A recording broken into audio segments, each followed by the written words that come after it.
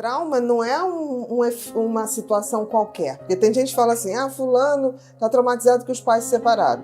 Se os pais se separaram de uma forma razoável, sem agressividade, sem confusão, sem mesquinharia, sem escândalos, em geral é uma situação chata, mas não é traumática. Porque trauma é algo que, de uma certa maneira, o organismo da gente, o cérebro da gente, nunca esperou viver. Por exemplo, você está passando numa rua e ver alguém se jogar de uma janela, cometer um suicídio, isso é traumático. Porque ninguém imagina, vou sair hoje e vou ver uma pessoa se suicidar. Isso é um trauma. Por exemplo, você ir para uma guerra e você ver uma pessoa explodir ao seu lado, morrer ao seu lado, isso é um trauma. Porque ninguém nasce tipo assim, meu Deus, eu vou para uma guerra para ver alguém explodir do meu lado. E alguém morrer na sua frente, exatamente. Né, em casa também. Então, o trauma é sempre uma situação que nos era inimaginável. Dificuldade da vida. Porque, assim, tem coisas que são dificuldades da vida que a gente vai passar. São chatas, mas não são traumáticas. Então, eu diria o seguinte, que traumas infantis vão marcar realmente a vida de um adulto quando esse trauma for realmente intenso. O que é um trauma intenso para uma criança?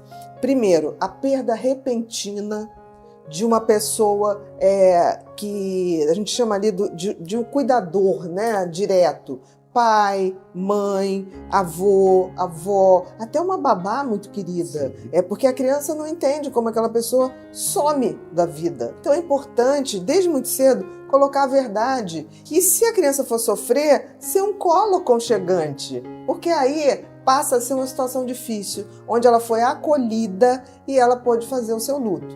Agora, essa perda, que às vezes pode acontecer, né, de um parente, de um pai, de uma mãe, ou de um avô, de uma avó, de uma forma repentina, mas é importante que se fale, olha, aconteceu uma coisa muito chata, mamãe também está muito triste, papai, vai doer muito, mas a gente tem que seguir a vida, a gente vai estar aqui sempre junto. Quer dizer, é importante que dê essa segurança para a criança. Agora, um outro trauma, eu acho que esse talvez seja o pior de todos, é o abuso sexual. Eu acho que uma criança que sofre abuso sexual e não é detectado precocemente, ou seja, a coisa vai se repetindo, é uma das situações traumáticas mais desgastantes.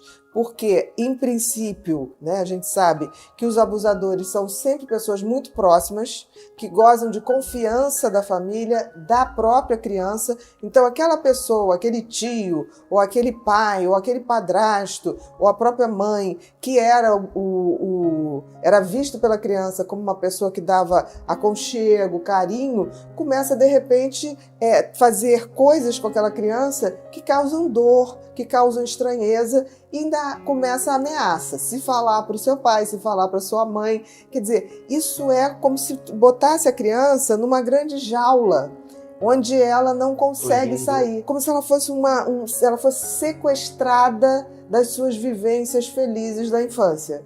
Isso talvez seja o maior trauma de todo. Esse trauma de abuso psicológico, sexual, em todos os âmbitos, emocional, psicológico, esse sim, eu acho que se ele persiste muito e não tem um momento ali que ela é acolhida para ela poder enfrentar a situação, eu acho que cria aí um adulto muito desconfiado, muito descrente, muito magoado, com níveis de ansiedade muito grandes. Tipo assim, qualquer pessoa que toque já é uma situação. Ou então, ao contrário, se ela se adaptou àquele abuso, ela começa a achar que tudo que ela deve fazer para seduzir alguém é entregar o seu corpo, ou fazer coisas que ela não gostava.